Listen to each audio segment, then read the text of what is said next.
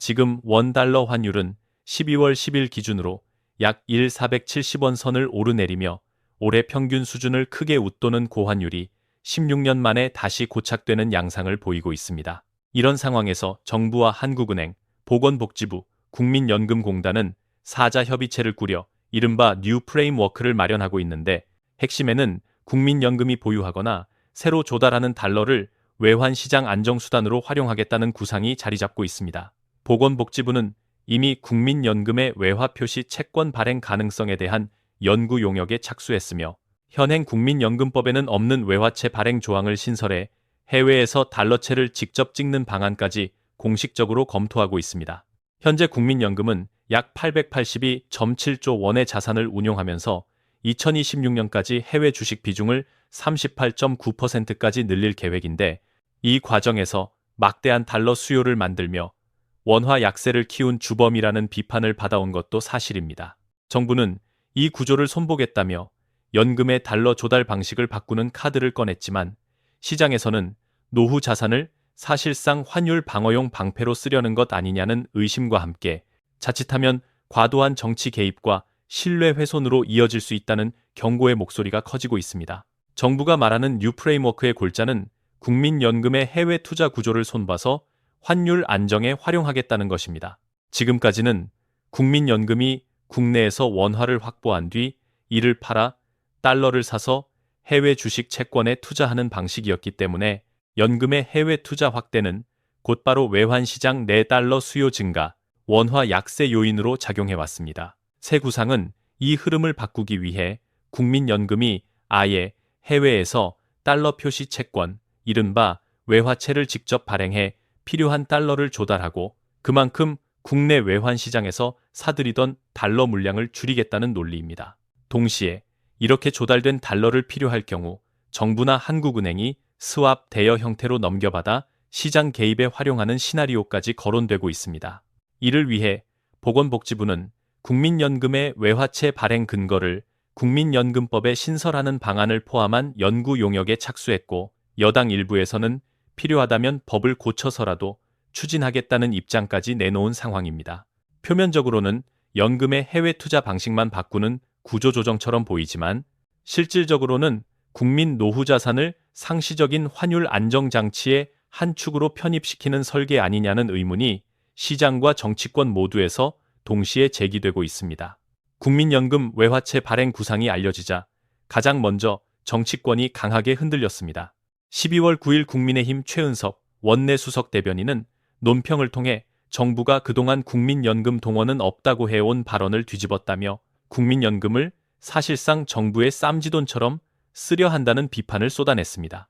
이어 이번 방안은 환율 방어를 명분으로 한 국민재산 약탈 선언에 가깝다고 규정하며 외화채 발행 검토와 연금법 개정 논의를 즉각 중단하라고 요구했습니다. 야당 역시 국민 노후 자금을 시장 불안의 비용으로 전가하는 발상이라며 공세에 가세하고 있습니다. 쟁점의 핵심은 두 가지입니다. 첫째, 지금까지 무부채 구조를 유지해온 국민연금에 외화채라는 부채를 얹어 운용 독립성과 수익률을 훼손할 수 있다는 점. 둘째, 현행 국민연금법은 보험료, 운용수익, 적립금 등 4가지 재원만 규정하고 있어 외화채 발행을 위해서는 법 개정이 필수라는 점입니다. 결국 국회 입법 과정에서 환율 안정과 노후 자산 보호를 둘러싼 거친 공방이 불가피해졌고, 시장은 제도 설계의 방향뿐 아니라 이 정치적 충돌이 국민연금 신뢰도에 어떤 상처를 남길지도 예의주시하고 있습니다. 이번 논란에서 시장과 전문가들이 가장 우려하는 지점은 국민연금의 운용 원칙이 수익률 안정성, 장기 분산에서 환율 방어라는 단기 정책 목표로 틀어질 수 있다는 점입니다. 국민연금은 2024년 상반기 기준 운용 자산이 약 17조 원에 달하고, 이 중 해외 투자 비중이 40% 안팎까지 확대된 상황인데, 이 거대 자산이 정부 정책 신호에 따라 달러 공급 창구로 활용되기 시작하면 연금 운용의 독립성은 사실상 형해화될 수밖에 없습니다. 더욱이 외화채 발행이 법에 명시되면 향후 정권이 바뀔 때마다 환율이 흔들릴 때는 연금을 쓰자는 유혹이 반복적으로 등장할 가능성이 큽니다. 정치 일정에 따라 외화채 발행 규모와 시기가 좌우된다면 연금의 장기 수익률뿐 아니라 국채, 외국 환평형 기금 채권과의 관계도 꼬이게 되고 이는 곧 국가 신용도와도 직결됩니다. 실제로 학계와 연금 전문가들 사이에서는 한번 열어놓은 관문은 다시 닫기 어렵다는 경고가 잇따르고 있고 국회 논의 과정에서 여야가 환율과 연금 문제를 정쟁 도구로 사용할 경우 국민이 가장 민감해하는 노후 자산에 대한 신뢰 자체가 흔들릴 수 있다는 점이 가장 큰 리스크로 지목되고 있습니다. 표면적인 지표만 보면 지금 한국 경제는 나쁘지 않아 보입니다. 2024년 연간 수출은 반도체와 자동차, 선박 호조에 힘입어 사상 최고치 수준을 경신했고 2025년에도 IT 그린 에너지 수출이 견조한 흐름을 이어가고 있습니다. 코스피 역시 2025년 들어 3영선을 회복한 뒤 반도체 대형주를 중심으로 강한 랠리를 보이며 위기 국면이라는 표현이 무색할 정도입니다. 그럼에도 불구하고 원달러 환율은 1,400원 안팎의 고평가 구간에 묶여 있고 일부 기관에서는 1,500원 돌파 가능성까지 열어두고 있습니다. 이 괴리를 이해하려면 단순한 경기 수출 숫자가 아니라 자본 흐름과 통화에 대한 신뢰를 함께 봐야 합니다. 경기 회복과 수출 호조가 나타나도 그 나라 통화가 투자자들에게 지속적으로 보유할 만한 자산으로 인식되지 않으면 환율은 안정되지 않습니다. 한국의 경우 높은 수출 의존도와 지정학적 리스크, 경직된 노동 규제 구조, 저출산, 고령화로 인한 성장률 둔화 우려까지 겹쳐 원화 자산에 대한 중장기 매력이 약해졌다는 평가가 나옵니다. 결국 수출, 증시 호황과 별개로 원화 자체에 대한 신뢰와 선호도가 떨어지는 한 높은 환율 수준이 쉽게 꺾이지 않는 구조가 굳어질 수 있다는 점이 지금 시장이 보내는 냉정한 메시지입니다. 지금 원 달러 고환율을 가장 잘 설명하는 키워드는 수급 중심 고환율입니다. 겉으로는 수출이 늘고 경상수지가 흑자인데도 환율이 잡히지 않는 이유가 구조적으로 달러가 들어오는 길보다 나가는 길이 더 넓어졌기 때문입니다. 실제로 올해 1월부터 10월까지 경상수지 흑자는 약 896억 달러 수준이었지만 같은 기간 해외로 빠져나간 금융계정 순유출 규모는 약 899억 달러로 더 많았습니다. 즉, 수출 서비스로 벌어들인 달러보다 주식, 채권, 직접 투자, 연금 투자 등으로 해외에 내보낸 달러가 더 컸다는 뜻입니다.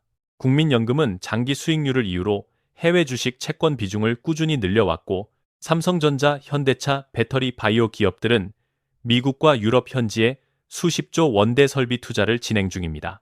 여기에 더해 개인들은 서학개미 열풍으로 미국 빅테크 ETF 채권에 공격적으로 투자하면서 원화를 팔고 달러 자산을 사들이는 흐름을 만들고 있습니다. 이런 움직임이 겹치면서 한국 경제는 실물 수출로 달러를 벌어들이는 만큼 금융 직접 투자를 통해 달러를 더 많이 내보내는 구조로 굳어졌고 그 결과 환율이 내려가려 해도 달러 매수 수요가 상시적으로 받쳐주는 달러 부족 체질이 만들어졌다는 것이 시장의 냉정한 진단입니다.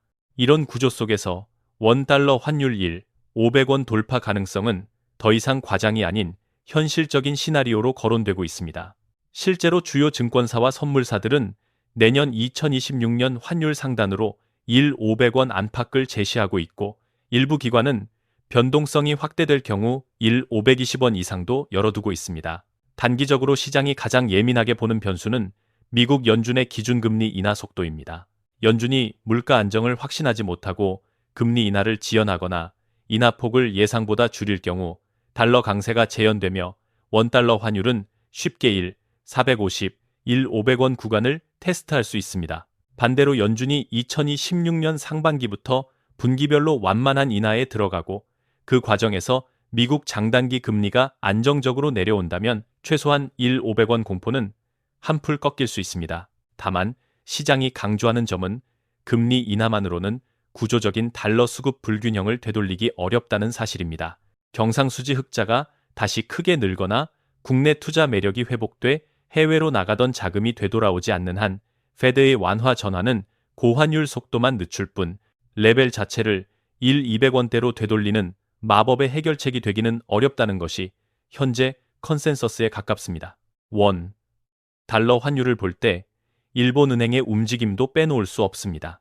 2022, 2024년 동안 BOJ가 마이너스 금리와 수익률 곡선 통제를 유지하면서 엔화는 달러당 160엔 근처까지 약세를 기록했고 같은 아시아 통화로 묶이는 원화도 함께 위험 통화로 평가받으며 약세 압력을 받아왔습니다.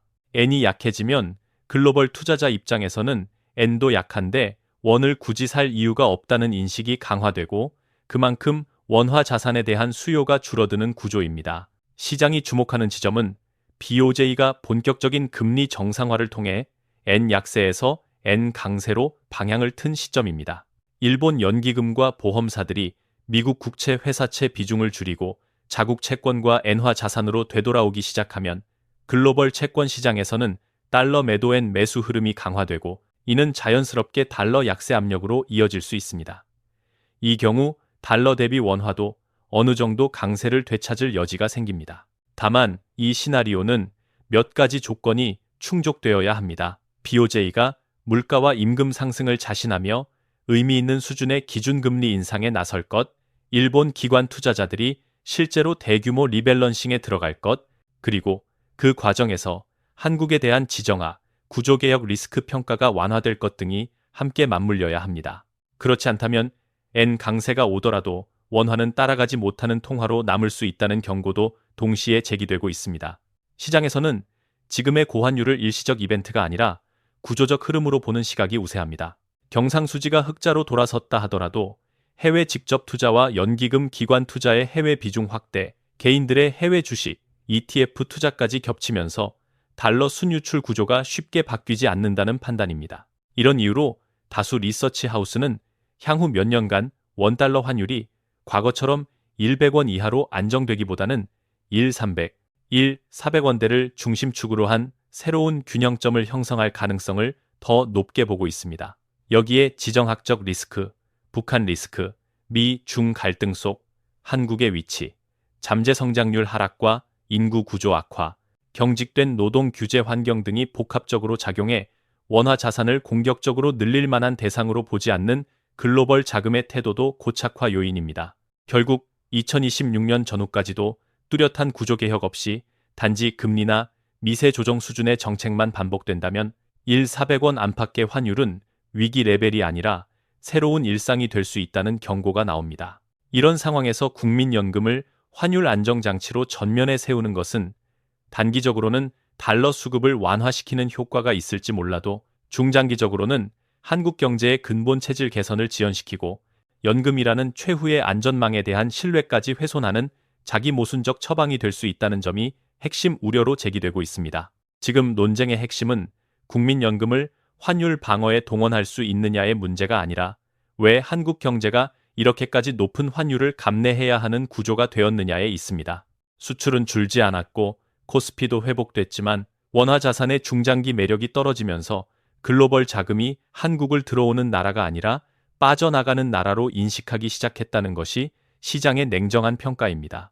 이런 상황에서 국민연금 외화채 발행은 단기적으로는 달러 수급을 완화시키는 기술적 카드가 될 수 있지만 근본 처방이 될 수는 없습니다. 오히려 정치권이 환율이 흔들릴 때마다 연금을 만지려 드는 선례를 남긴다면 장기 수익률과 운용 독립성, 그리고 국민 신뢰라는 세 축이 동시에 훼손될 위험이 큽니다. 진짜 해법은 성장률을 끌어올리고 규제와 노동 서비스 시장의 경직성을 완화하며 혁신 산업에 대한 과감한 투자 여건을 만드는 데 있습니다. 해외에 나가 있는 자본이 다시 원화로 돌아올 만하다고 판단하는 순간 환율은 자연스럽게 안정됩니다. 국민연금은 그 흐름에 동참해 장기 수익을 극대화해야 할 노후 안전망이지 구조개혁을 미루기 위해 꺼내드는 마지막 비상금이어서는 안 됩니다.